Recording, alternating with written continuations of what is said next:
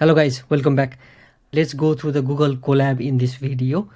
I am providing all the notebooks that I use in my YouTube videos in this YouTube stops repository in GitHub, and many of you seems to be confused how to access this because I'm getting personal email notifications asking for access to that particular notebook.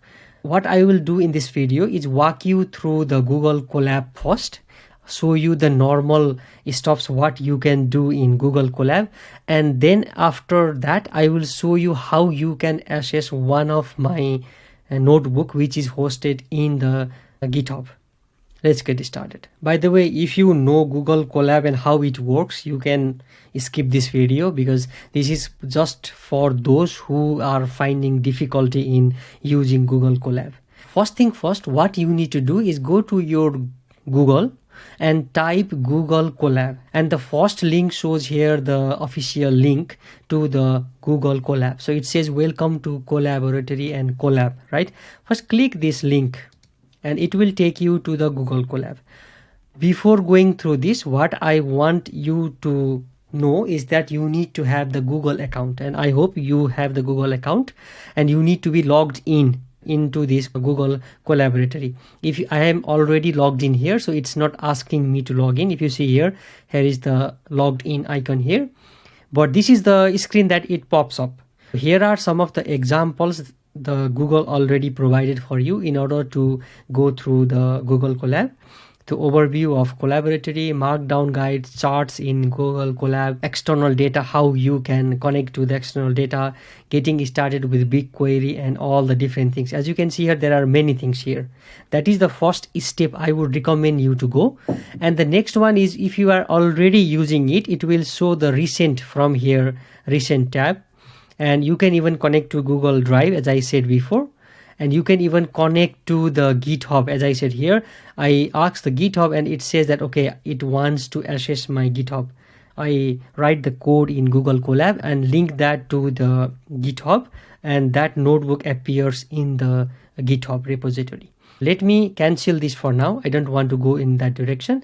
And there is also the upload icon, meaning that you can upload the IPython notebooks into the Google Colab. So that is the different options that it is provided to you, and you can even say new notebook and it will open the new notebook for you.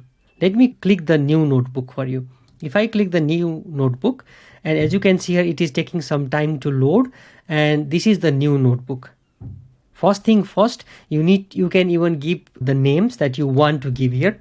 Let me just say here YouTube content for now, right? And then if I press enter, yeah, that's it. The name of the notebook is being written here. What next? As you can see here, it is kind of IDE, right? On the left side, you can see there is this table of contents, and here is the search icon, here is variables, and here is this files icon. So files and folders. As you can see here, there is the sample data already being provided for you, and here you can just go through the sample data if you want. And there is the config from Google. You don't need to do anything here. And there is this upload icon also here, and there is this refresh and mount drive, so you can mount to Google Drive from here. And here is this hide hidden files. If I click this, the hidden files is hidden, so meaning that dot, right, there was the dot file. And if I click this, dot config appears. That is how quickly you can navigate. And bottom here there is this terminal, and here you can see there is the search commands. You can search from here, and here is also the icon which is code snippets. You can just go around and play this. That is what it is on the left side. On the menu, there is file, edit, view, insert, runtime, tools, help, and many things. You can go through that, but main thing what you need to go is by default when you create a new notebook, it is running on CPU. If you go to this runtime, and if you go down here, change runtime type, right, it says Python 3 and none, right? That is what it is saying, CPU is being used behind the scene. If you click this drop down, it shows GPU and TPU. If you are working something that needs GPU and TPU, you can go and choose here. Otherwise, I don't recommend you to use the resources because they are providing you for free. And if you are not using GPU, don't use the GPU. And then you can just say save. So that is done, nothing to do right now, right? And the first thing, as you can see here, when I do that runtime, it says it's already connected here. The right icon, done icon, meaning that it's connected. And if you click this RAM and disk, it will open this here, and it says 12.7 GB of RAM, meaning that in this notebook we have 12.7 GB of RAM running behind the scene, and we have 107.7 GB of disk storage already being provided for us, and 23.3 GB is being used, meaning that to run this notebook some of the resources is being already used, and 0.8 GB of RAM is already being used. This is the free version. This is not the Google Colab Pro. You need to pay for the Google Colab Pro. Let's not go into that for now. Yeah, this is all the things what you can do, and you can even share your notebook. You can have comments in your notebook and all the different things. If you just click the icons, it will show you all the different things that you can do here. As you can see here, view, insert, runtime, tools, help, and all the different things. And now let me close this, and let me also close this. What you can do, I think if you follow my videos, I install things already in the notebook, right? For that, you can just do pip install, let's say numpy, and if you do this, it will act as a terminal. If you run this, it is going to install, right? As you can see here, index is already satisfied and all the things, and it also act as a terminal or the shell, right? You can just do, let's say pwd print working directory. It will show that okay, it's in the content. And if you want to create some folder or files, you can already do from here. For example, mkdir make directory, and I can say, let's say YouTube, just to show you. Now it is going to create the YouTube directory, and if I do ls, you can see there is YouTube and sample data, meaning that I'm already inside the content. And if you click this files icon here, you can see there is sample data, and this is the YouTube that I just created here. That is how you can quickly create the folder, navigate between different directories and all the different things. And one thing that you need to consider is, once you close this Google Colab notebook, all the things that you download here will automatically disappear. So for that, you need to mount your notebook with your Google Drive. For that, you can go here and click this mount icon. If you see here, it says permit this notebook to access your Google Drive files. You can connect to your Google Drive. That is one option you can do. I can say no for now, and as you can see here, when I say no also, it provides me this code here. What I can do is I can just run this particular shell, and it again says the same thing that it just said before, right? I can say no, and it's showing error because I said no, right? But if I said yes, just to demonstrate you, let me run this. It says here connect to Google Drive. And if you click this, it will ask you to connect to Google Drive. Let me connect and come back to you. Now it is connecting my notebook to the Google Drive. As you can see here, it says mounted at content and drive.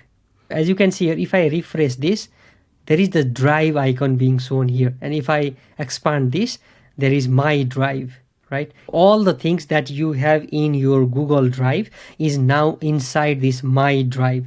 Whatever you want to install, you can install inside this my drive. If you do here pwd, it will show you the content, right? But what you can do is now go inside the my drive. For that, you can type cd, and it will suggest you something to drive there, and you can say dri, and it will autocomplete here, drive, and you can say my, and it will autocomplete here, my drive. If you run enter, now you are inside that particular folder in your Google Drive. Now if you do pwd, as you can see here, it will show you that it is inside the my drive, right? Whatever things that you do now, it will go inside the my drive. That means that if you close this particular notebook also, all the things will be saved in your My Drive. Yeah, this is how you can work. And as I said here, you can create the new code. If you hover on the middle, there is this code. It will create a new code. If you want to write some documentation, there is this text. Here you can write something, right? You can write something, then that is documentation, and it works as a markdown. Let's not go through the markdown. As I said in the beginning, you can go to those practice things where you can do all these stuffs. Now let's go and see how we can open the notebook which is in my GitHub. I am on my GitHub repository. So let me go to this LangChain folder, and inside the LangChain, let me open LangChain intro.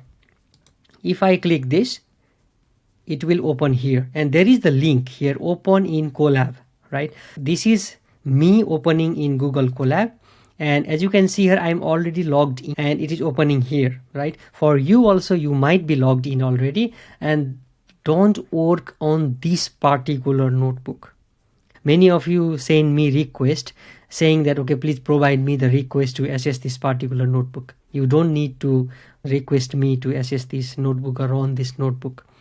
You can run this here, but what I recommend you to do is copy to drive, meaning that this particular notebook will be copied in your drive. If I click this copy to drive, it will create a new copy of that particular notebook. As you can see here, the name is copy of LangChain intro.ipynb. You can now give whatever name you want to give here and run this notebook. When you save it, it will be saved in your Google Drive.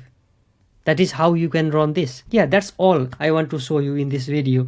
I hope now you get the idea how to use Google Colab, as well as how you can run others' notebook in Google Colab and save it in your Google Drive. Thank you for watching, and see you in the next video.